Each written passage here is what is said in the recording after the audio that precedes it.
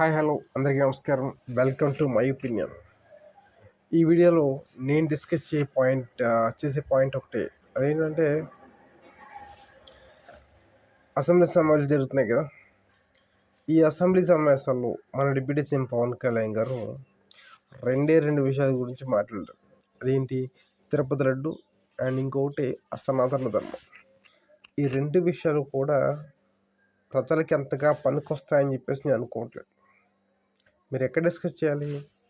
Education system, fee reimbursement, వీటి గురించి discuss చేయాలి. ఆ టాపికే తీసుకురారు. ఉమెన్ ప్రొటెక్షన్, దాని గురించి డిస్కస్ చేయాలి. ఆ టాపిక్కే లేదు. ఇంకొకటి హెల్త్ సిస్టమ్, ఆరోగ్యశ్రీ ఏ విధంగా అమలు అవుతుంది, ఏంటి, ఎంతవరకు నిద్రిస్తున్నాం. సో ఈ టాపిక్ కూడా మీరు డిస్కస్ చేయలేరు.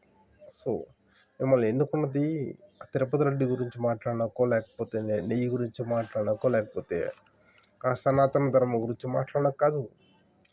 ఇటువంటి టాపిక్స్ మీద మాట్లాడి ఒక క్లారిటీ ప్రజలకు ఇస్తారని చెప్పేసి. సో వీలైతే నెక్స్ట్ అసెంబ్లీ సెషన్స్లో అయినా ఈ టాపిక్స్ గురించి మాట్లాడతారని నా చిన్న మనవి. Thank you.